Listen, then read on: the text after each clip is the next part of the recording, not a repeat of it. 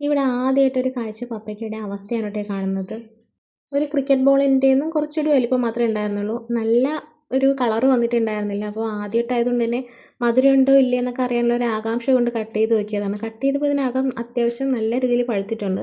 പക്ഷേ അതിനകത്തുള്ള കുരു എല്ലാം കുരുത്തിട്ട് കണ്ടോ, ഇതുപോലെ വേരും ഇലകളും എല്ലാം വന്ന അവസ്ഥയിലാണ് കിട്ടിയിട്ടുണ്ടായിരുന്നത്.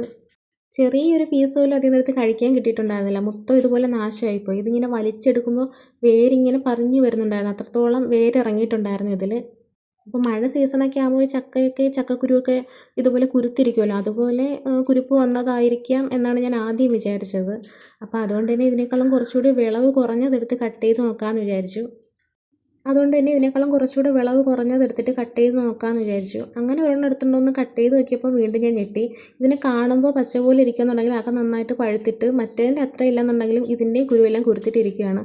അങ്ങനെ ഒരു പച്ച കൊണ്ടുവന്നിട്ട് അത് കട്ട് ചെയ്ത് നോക്കാം, അതിൻ്റെ അവസ്ഥ എന്താണെന്ന് അറിയാലോ എന്ന് വിചാരിച്ചു. കട്ട് ചെയ്തപ്പോൾ സത്യം പറഞ്ഞാൽ ഞാൻ ഞെട്ടി മാമ. കാരണം അതിനേക്കാൾ കൂടുതൽ കുരുവെല്ലാം കുരുത്ത് നാശമായുള്ള പരുവത്തിലാണ് ഇത് കിട്ടിയിരിക്കുന്നത്. ഇതെന്ത് പ്രതിഭാസമാണെന്ന് ചോദിച്ചു കഴിഞ്ഞാൽ ഒരു പിടിയില്ല. അതിനേക്കാളും കുരുത്തിട്ട് കണ്ടോ, ഈ ഒരു രീതിയിലാണ് ഇതിൽ നിന്ന് കിട്ടിയിരിക്കുന്നത്. വേരും ഇല എല്ലാം വന്നിട്ടുണ്ട്. ഞാൻ ആദ്യമായിട്ടാണ് കേട്ടോ ഇതുപോലെ കാണുന്നത്. അതിൽ പിടിക്കുന്നതെല്ലാം, അതിൽ കായ്ച്ചിട്ടുള്ള എല്ലാ പപ്പായയും ഇതുപോലെ കുരുത്തിട്ടുള്ളതാണ്. അപ്പോൾ ഇത് ആദ്യമായിട്ട് കാണുന്നവരാണെന്നുണ്ടെങ്കിൽ കമൻറ്റ് ചെയ്തേക്കണേ.